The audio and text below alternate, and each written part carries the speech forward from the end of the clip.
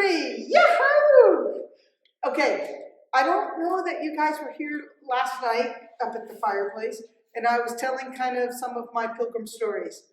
And you probably have heard the scuttlebutt that I'm a pilgrim of extraordinary adventures. And I have walked around the world many times. I have gone to 56 countries by foot. I have encountered people along the way as a mendicant pilgrim, which means to say I travel without money or possessions, without anything of value. I just go into the world as a pilgrim, walking on a pilgrimage to a sacred place.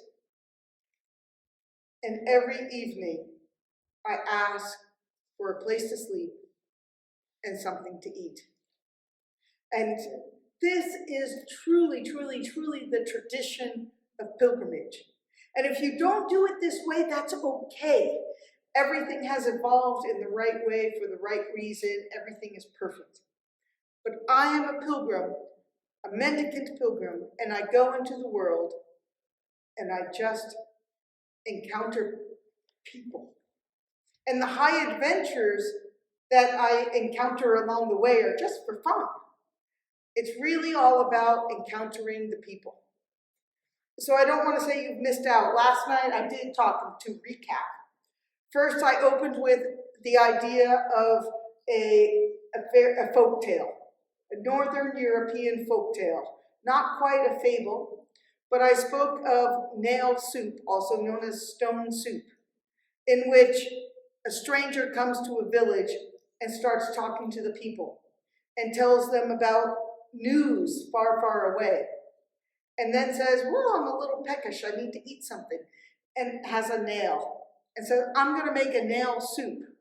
Well, of course, my nail soup would be more nourishing and more fulfilling if there was a potato or an onion or a bell pepper or whatever.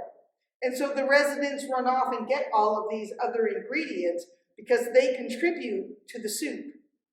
And then everybody has a meal together. And those who don't have anything still partake in the meal. And those who can bring the potato or the onion or the carrot or the pepper or whatever, they have a more nourishing meal. And so then after the meal, the stranger says, okay, pulls his nail out, wipes it off and says, I'm gonna leave now, I'm gonna keep walking. And the people say, no, no, no, we love you here. You're telling us about things we don't know from far, far away. We really need you. Please, please stay. And the stranger says, no, no, I gotta go. It's my thing. I go. And at the end, the stranger leaves. And then everyone is left to think on their own. Who is the stranger? Is the stranger, come on, really, just a vagabond with a tall tail and a rusty nail who gets himself some soup? Or, come on, is the stranger a saint? Or an angel of the Lord? Or Jesus himself who comes to the community and shows the community they are so much stronger working together, having a more nourishing soup than they are as a collection of individuals. One person eating their potato, another eating the carrot, another eating the onion, another eating the pepper. So the whole idea hanging in your head as listeners, who is the stranger? Spoiler alert, the stranger is very often me. The stranger is the pilgrim who comes to a village. And I don't want to appear in any way haughty, because everywhere I go in the world, and I have walked 45,000 miles, 45,000 miles through 56 countries without money, simply as a pilgrim going to a shrine. And every time I ask, every day I ask, can I have a place to sleep tonight under a roof, someplace safe? And people offer me food. I am the stranger.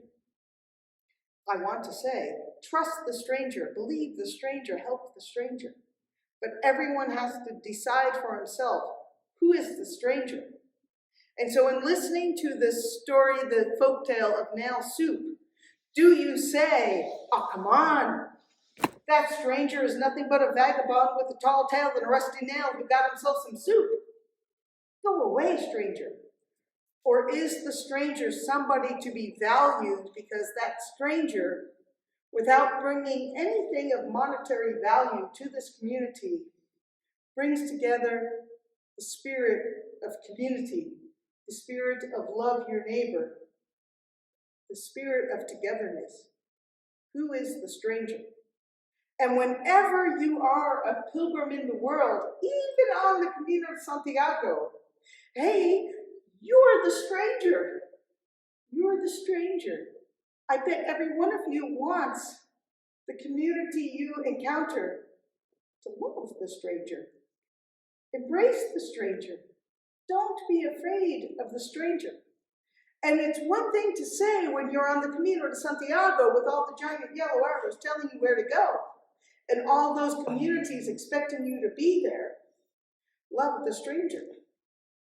But when you're a pilgrim, not on the Camino de Santiago, no giant yellow arrows telling you where to go, when you're just out in the world, but still on a pilgrimage, still you're going to the shrine of a saint.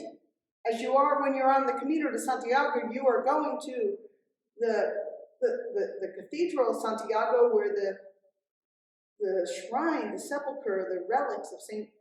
James are held. You want to believe, come on, I'm on a holy mission, help me get there. Even when you're in the Pyrenees, or perhaps when you're further in France or in Germany, or all the way in Poland, in Italy, in Slovenia, wherever you are, you want to say, please, please, I'm going to the shrine of St. James, please help me get there. I mean, that's what you're saying when you're a pilgrim. And on the Camino de Santiago, the Camino Frances, all the giant yellow arrows telling you where to go, and everybody there expecting you to be there and helping you along the way. That's great. But when you're off that Camino, beyond the yellow arrows, you still want to say, please, still, I'm a pilgrim. Please help me get to my destination. That's beautiful when they do. So last night I talked a little bit with a smaller group of people and I talked about a story of Jesse, the young man I met when I was guiding a group of very young men, 18-year-old fellas from Matchbooth High School in Denver, and we went on a pilgrimage from Purgatory. Purgatory is a mountain in southwest Colorado, and we walked to Chimayo, New Mexico. It was a big shrine, an important shrine. And along the way, we met this young man, 33 years old. Just released from prison. Prison tattoos carved into his shaved head. Prison tattoos on his knuckles that said hate and fear. A rough guy. A guy who had had difficulty since he was a tiny boy, 3, 4, 5 years old. He had a rough life. And he grew up with rough people. And he ended up on drugs, opioids, and in prison. He got out, he fell into it again, back to prison. He got out, he fell into it again, back to prison. He got out, and he met pilgrims. Going to Chimayo, a very important, famous pilgrimage in New Mexico. And he said, hey, can I join this pilgrimage? Is it open to anybody? And this shaved head man with all of these tattoos carved into his shaved scalp, and his knuckles that said hate and fear, and his scrawniness, his ruggedness. I said, sure. If you have a devotion to go to Chimayo, you can join us. But no, these are good boys who were with these seniors in high school, from Matchbooth High School in Denver. Good boys, good clean-cut boys, all accepted into universities already in their spring break by senior year. And this was their spring break trip to walk on this pilgrimage, 120 miles or so to Chimayo. And we encountered this guy. Can I join your pilgrimage? Yes, you can. But these are clean-cut boys. be clean. And we're going to have a mass every day if I can arrange it. Just be respectful. You don't have to go, but just be respectful. Well, this man went to mass every day. And after a few days, he asked me, can I go and talk with the priest? Yes, you can. I'll make sure that happens.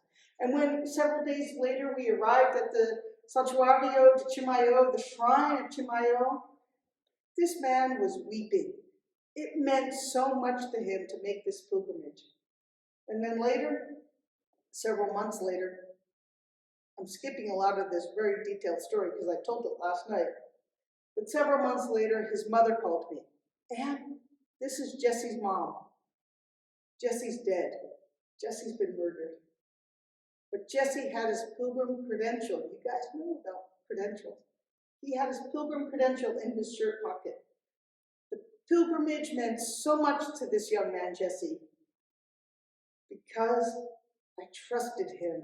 I accepted him into our group of pilgrims. I trusted him. I did not judge him.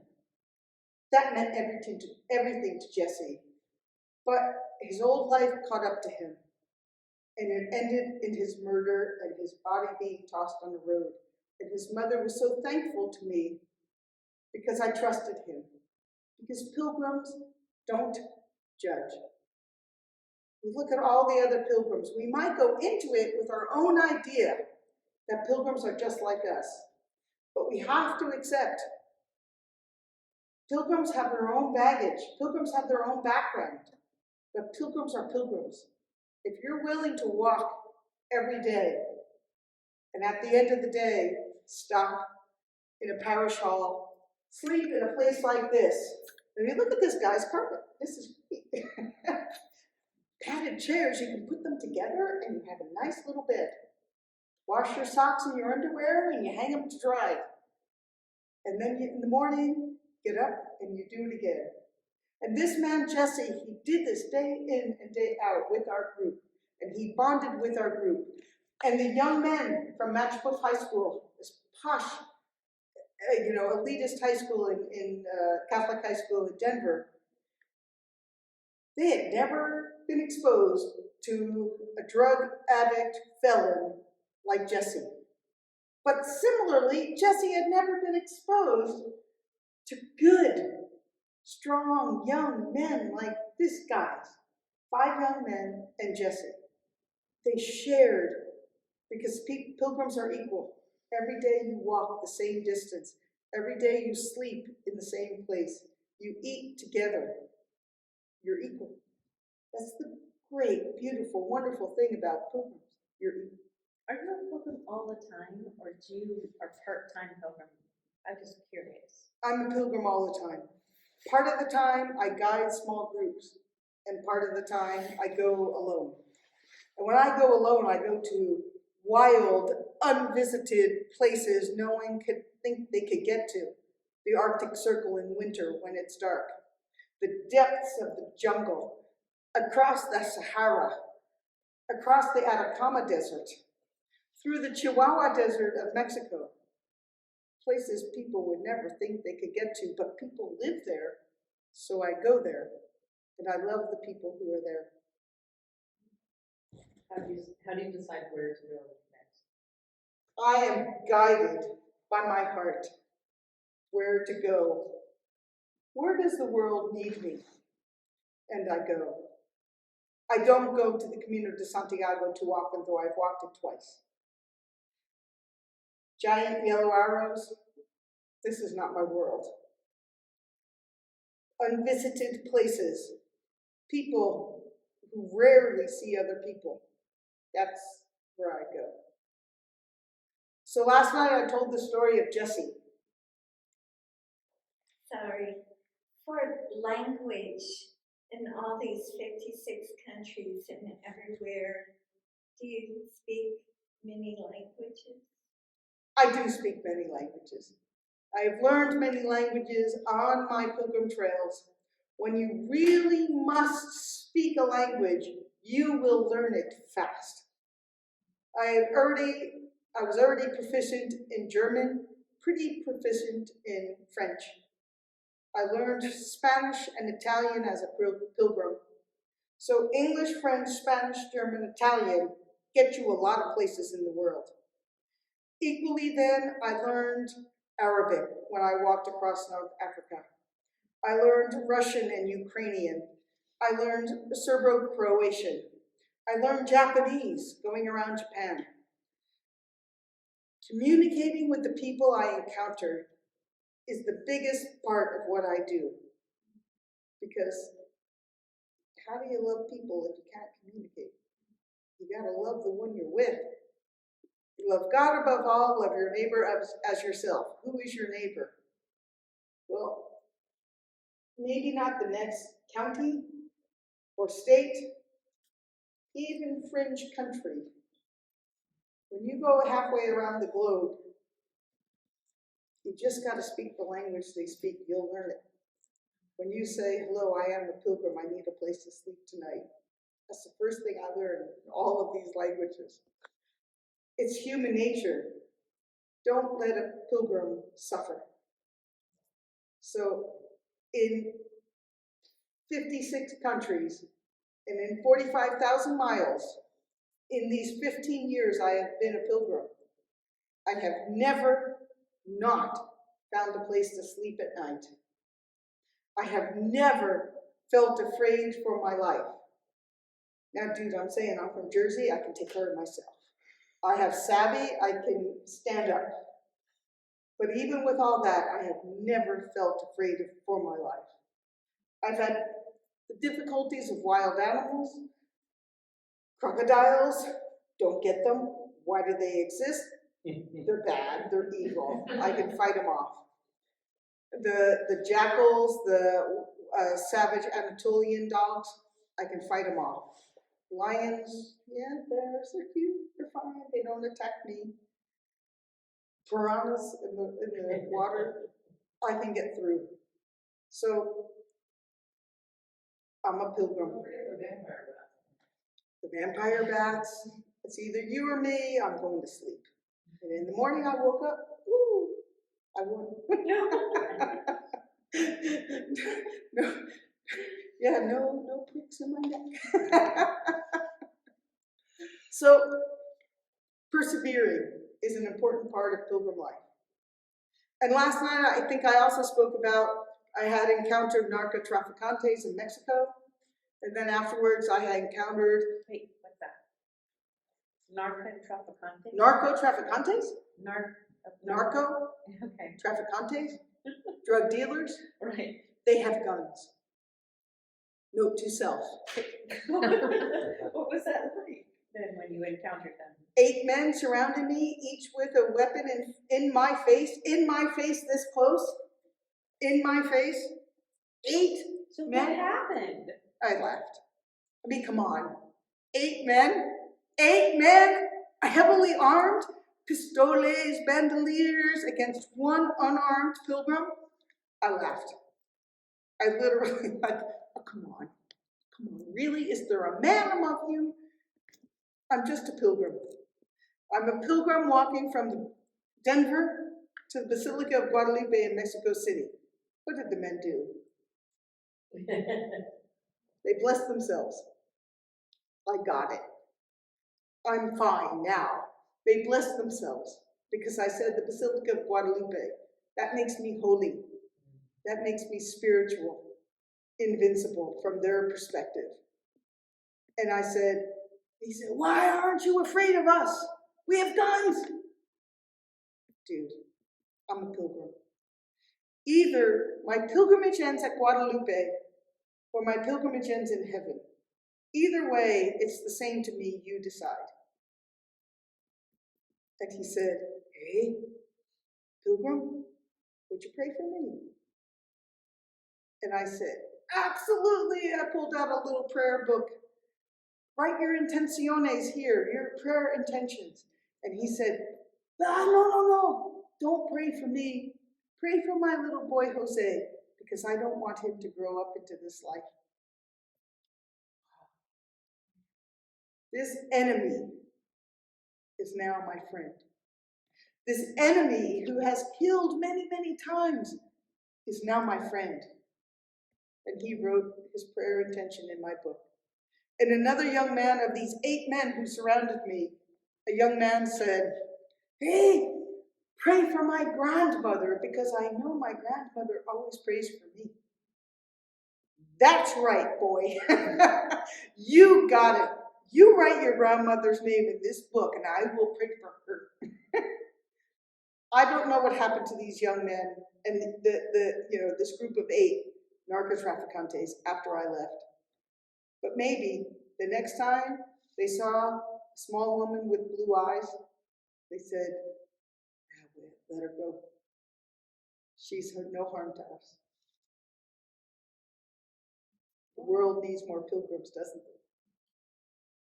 And after I told that story last night, I told the story of the Camel Man of Egypt, where a similar situation happened. I came to Egypt across the Sahara Desert, and there were these 2 men on camels. But what I didn't know until afterwards, their small children had seen me in the desert, a woman with a backpack. They had no vocabulary to describe me. They'd never seen light, fluffy hair before. They'd never seen a white person before. They'd never seen blue eyes before. They'd never seen a backpack before. They had no words to describe me. They were frightened. And they ran back to their little oasis and said to their father and uncle, "I don't know what that was. It was something we've never seen." So of course these men got their guns. They saddled up their camels. They came racing through the desert, over the sand dunes, down into the troughs and up again to chase me down. Well, I tell you what, you can't hide your footprints in the sand. So I wasn't going to try to run. I just stopped. "Hi, guys." They caught up to me. And as soon as the one man, the younger man, stronger man, came on my strong side, the other man came on my weak side, the younger man jumped off his camel. Camels are big. He jumped off and he landed in front of me with his weapon loaded at my face. And I said, "Hi, I'm a pilgrim. Do you have any water?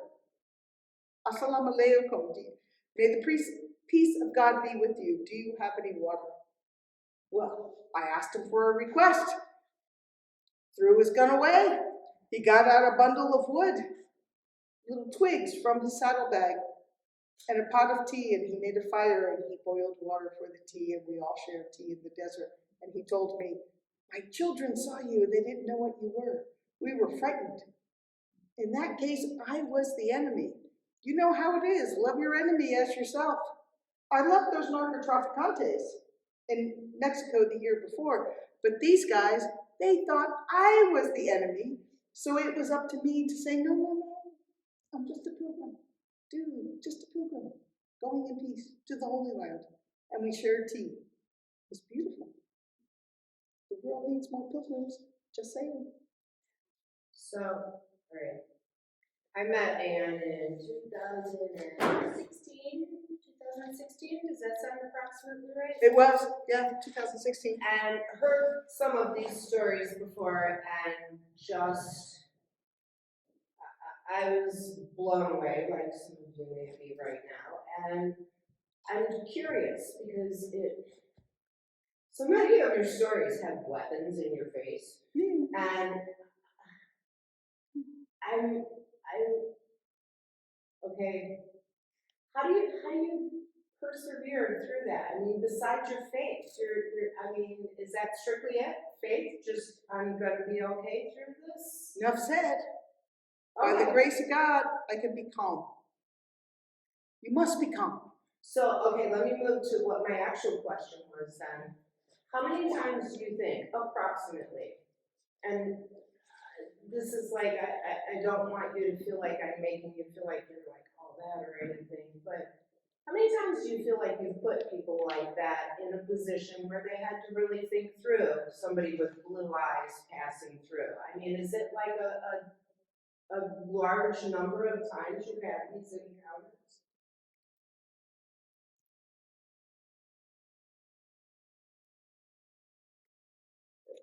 Yeah, totally 18. answered my question. 20 something like this. That is amazing and so impressive, and thank you for just like making that difference in the world. Thank you. I mean, like literally thinking of it, yeah, a goodly number of times. Actual experiences, not just random numbers, actual experiences. 18, 20, maybe.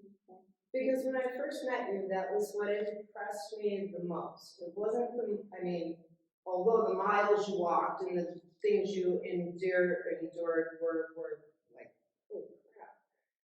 What impressed me the most was your just wanting to make a difference to that type of people.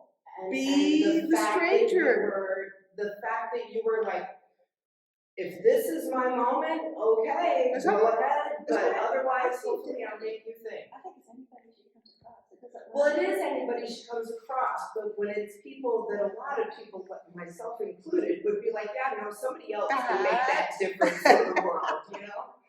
Don't But judge. Thank you for I like how you said we need continuing. more pilgrims, because you said more. That's what I mean, yeah. We need more pilgrims. The world Right. needs more pilgrims. No pressure. No pressure.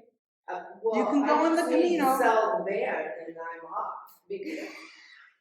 So you said you started 15 minutes ago. I'm sorry, this let me ask you. What, 15 years, what inspired or what was the impetus for you starting? 16 years ago, I took a sabbatical from work. And it's not uncommon in Europe, in your 20th year of your professional career, to take a sabbatical. So I took such a sabbatical. And a sabbatical really does mean you work the system to the point where you're paid a year's salary for not working. And so I did that. And at the end of my not working year that I got paid for, I did a short distance on the Camino de Santiago, from Leon to Santiago. And I do not consider it to have been a pilgrimage. To me, it was just a long walk. It was not from my heart endeavored to be a pilgrimage. And I learned somewhat how to be a pilgrim. I met really cool other pilgrims. It was a good thing. But when I got to Santiago, I said, yeah, I can do better. And I want to do this more. And I called my company and said, I'll call you in springtime. And I went and I walked my first pilgrimage, because truly it was a pilgrimage from my heart. And I walked from Canterbury to Rome over the winter, so that I would arrive in Rome for Holy Week. And it was very moving, spiritually, physically, historically. Every element was embodied. And I was a little bit captivated. And I got to Rome and I said, yeah, not yet. And then thought about it, what to do. And the next winter I walked from Aix-la-Chapelle, Aachen, Germany, the tomb of Charlemagne, to Santiago, and continued to Finisterre. Because Charlemagne was the one who really got the pilgrimage idea going. And not quite yet. And then I walked a pilgrimage, truly a pilgrimage of devotion to Saint Andrew, from Kiev, Ukraine, right now in difficulty, around Crimea, all the places Saint Andrew visited in the 1st century until he was crucified on the X, St. Andrew's X, in Patra, Greece. In the 1st century, I walked that route. 5 countries, 5 months, 5 languages, 5 alphabets. Very, very challenging spiritually and intellectually, and wonderful, wonderful, wonderful. And I was pretty well captivated. So, yeah, I took it from giant yellow arrows pointing me to Chimayo to what it really means to be a pilgrim. Yes, sir. I could listen to your threatening stories and hardships from here to Easter, but what I'm relating to is that on the Camino I had so many intimate spiritual moments. May I ask if you could share not so much a gun pointing in your face drama, but a moment of intimacy that you felt? I can. I can uber intimacy many, many times in Ukraine, which is suffering so much right now. But I was walking through the east of Ukraine, along the Dnieper River, southeast of Kiev, just village to village. It wouldn't matter if I had any money or not, there's nowhere to spend it. There are no hotels, there are no hostels, there's no fire department, there's no police department, there's nothing public. Maybe there's a chapel, and then there's a bunch of huts. And I would show up in one such village and say, "Hi," in Russian. "I'm a pilgrim for St. Andrew. I'm trying to make my way all the way to where he died in Greece. I need a place to sleep tonight." And they would look at me and they would say, "But you're so puny. You're so tiny. You're gonna freeze. It's winter. It's cold out here. Come in. Have some borscht. Stay with us. Grandmother is very fat. You sleep next to grandmother, you poor thing, because grandmother is so fat, she'll keep you warm all night." And in my little sleep sack, I would sleep next to grandmother, and under the same blankets. Everybody slept under the same blankets. After the meal, the evening meal, around the oven, which is the only piece of furniture, a carpet would come and roll out, and everybody would line up on the carpet with us under the same blankets to conserve heat. And truly, grandmother was the fattest of them all. And I would sleep next to grandmother and the small children, and then the others in the family, all on the same carpet on the floor in the little hut to stay warm. And I can assure you, by morning, that borscht was frozen on the stove. That's how cold it was. An uninsulated little concrete block hut. The intimacy, the human intimacy of sleeping next to grandmother. I mean, I really slept with a lot of grandmothers. That human intimacy for survival is truly, truly beauty. It can't be replicated in our world. Our Western world does not have a space for that kind of non-sexual human physical interaction, just enough to stay warm through the night, or you'd freeze and die. That is beauty. That was my experience. For 3 months as I walked through Ukraine, around Crimea, and then crossing into Romania, and then Bulgaria, and then, where did I go? Turkey, and then Greece, till I got to the tomb sepulcher of St. Andrew. That is beauty. And when these people who have nothing would have, say, a birthday, the birthday boy, according to communist rule, would have, or the birthday boy or the birthday girl would have the day off from work, no obligation to work on your birthday. And they would have everything arranged. "Please, come to my house at 8 in the morning, we'll have coffee. You, come to my house at 9 in the morning, we'll have coffee. 10 in the morning, we'll have coffee." So that birthday boy or girl can spend some quality time with each person that they know. Well, what do you get somebody who has nothing and you have nothing? You write a poem from your heart, that you found some scrap of paper, maybe a sheet, perhaps from something the equivalent of a Sears Roebuck catalog. And on top of that writing, you write a poem that rhymes, that tells this person in this whole year what you've meant to me. And this poem says, "On this time we did this together, and on this time we shared this loss, and then this other time we shared this joy."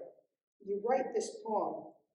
And so if it's my time at 8 o'clock in the morning and I come and you offer me coffee, and I read my poem in front of everyone in the family. And when I'm finished reading it, to present it to the birthday celebrant, who will treasure that and read that many times during the year to keep them going. That is love. And you can't imagine a 9-year-old today being satisfied with such a thing. But there, I saw so many times a 9-year-old just full of joy as that 9-year-old read a poem he or she had written for Uncle so-and-so or Aunt so-and-so. It's beauty, it's simple, it's joy.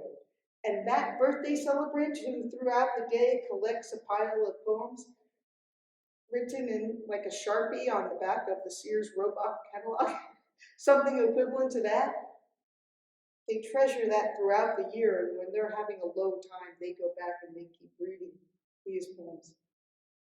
Ah, that was beautiful.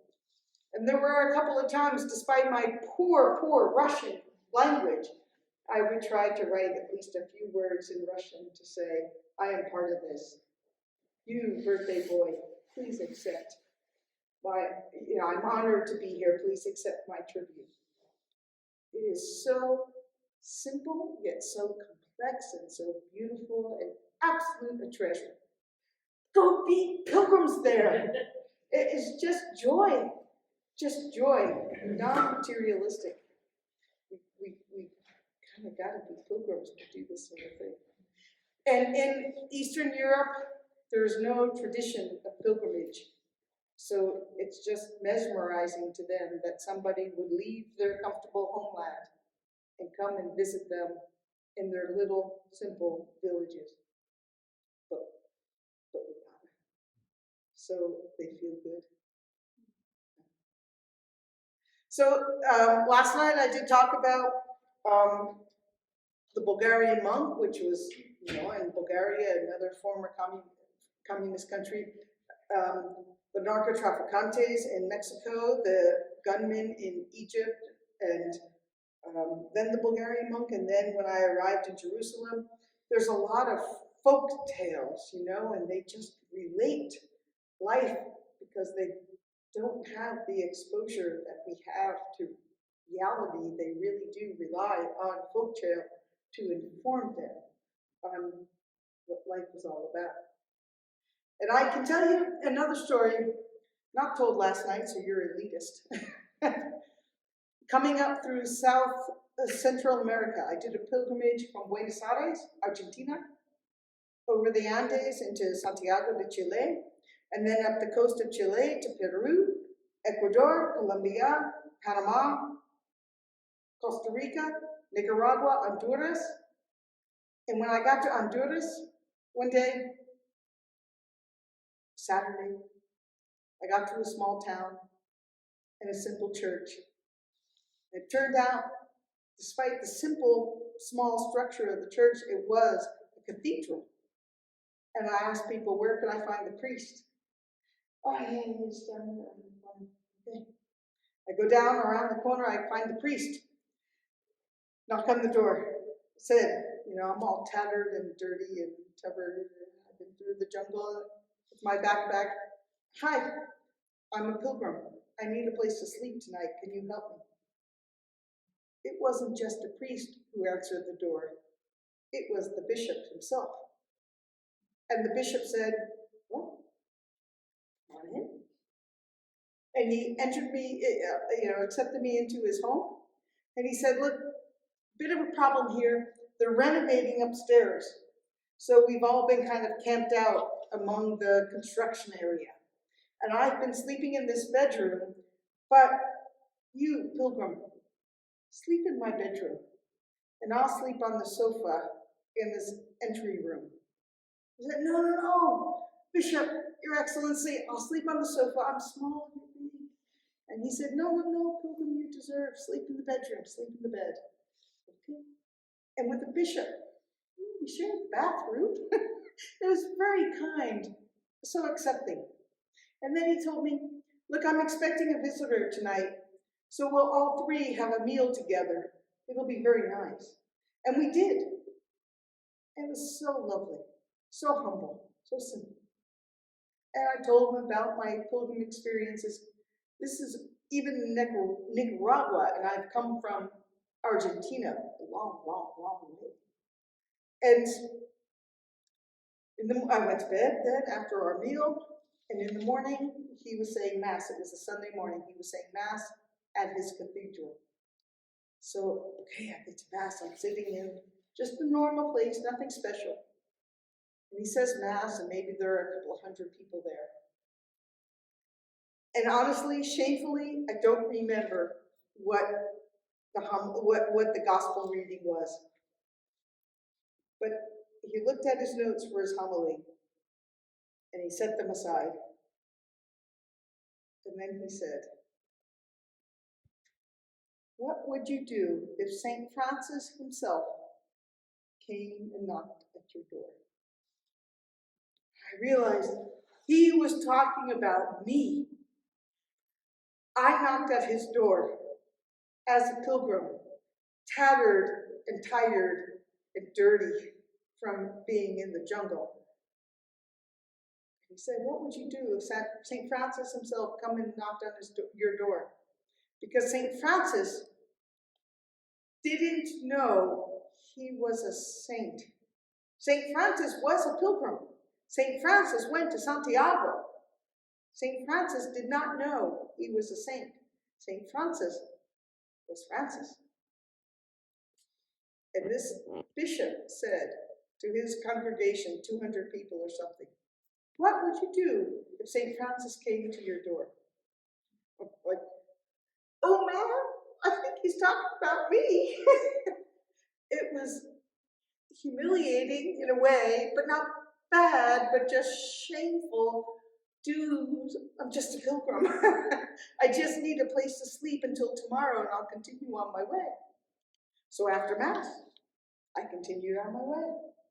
And I kept walking, and maybe a week later or something, 5, 6, 7 days later, I was in El Salvador, about ready to cross into Guatemala.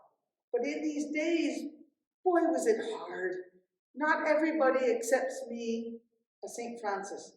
Not everybody accepts me as a benevolent stranger. Some people accept me and say, "Who are you? We're better than you. You want a place to stay? What are you doing for us?" They accept me aggressively. Makes me feel bad. Makes me feel sorry, shameful, compassionate. And they said, "You want to sleep over there? Sleep over there. I don't care. Get out." And day after day of this, beaten down. And one day I was going to the Basilica of Guadalupe in Mexico City, and I came to, just at the edge of El Salvador before I would cross into Guatemala, I came to a parish of Our Lady of Guadalupe. I had had some hard days, and it was hot and humid, and there were many crocodiles and monkeys throwing mangoes at me. I was tired, I was angry, I was, irritated. And I go into this little parish, which is to say, a thatch portico, a little walled office here, a walled office there, and an open-ended church. No walls, just a roof. And I walked in and I found the secretary and I just said to her, "Hey, I'm a pilgrim. I'm walking to the Basilica of Guadalupe in Mexico. I've been walking from Buenos Aires, Argentina. I'm really tired. I need a place to sleep tonight. I want to sleep right there on this dirty floor under this portico. Don't stop me. I just want to sleep there. Why would you object?" And this beautiful woman, who was so put together and calm, so pretty, she just smiled and said, "Pilgrim, you are most welcome to our parish."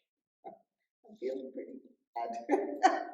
And she said, "If you want to sleep there on the dirty floor under the portico with the monkeys that come and go all day and the lizards that come and go and run all around, that's okay. But we have to wait for the priest to finish with his meeting before he can authorize this. Yet, really, I would like you to come to my home. It would be an honor for me to host a pilgrim tonight. Please. It's a humble house.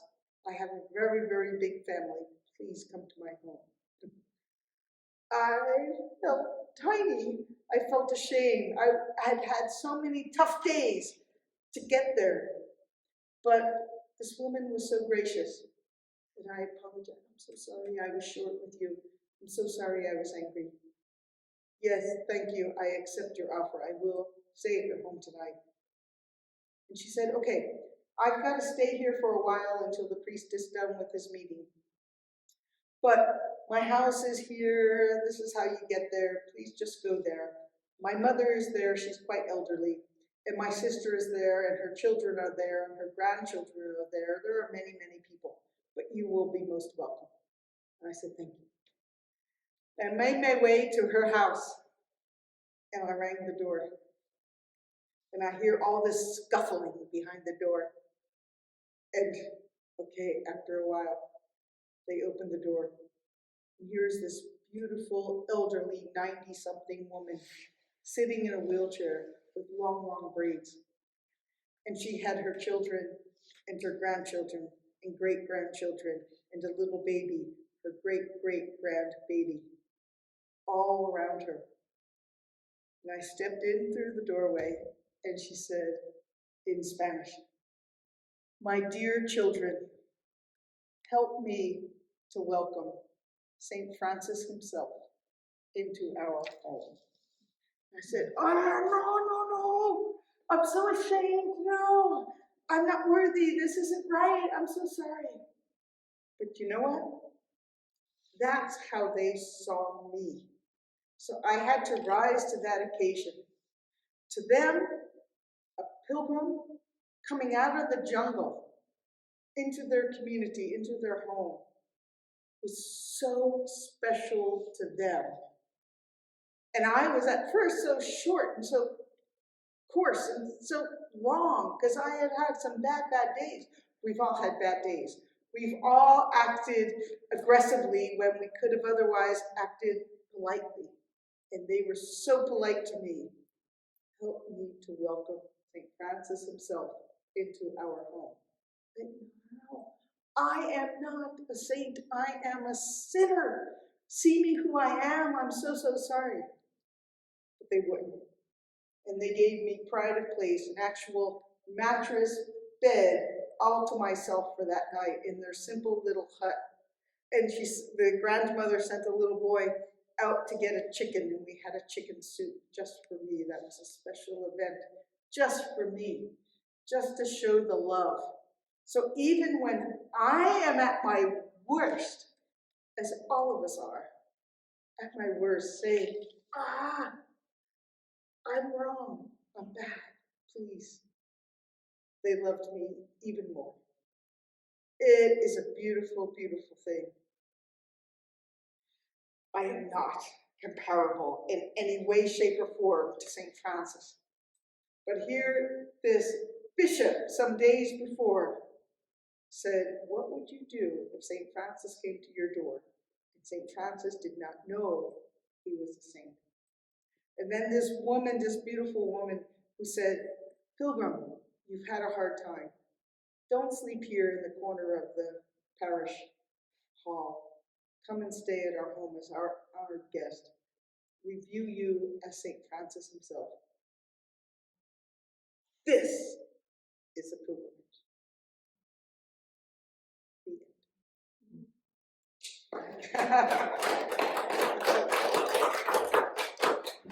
Good.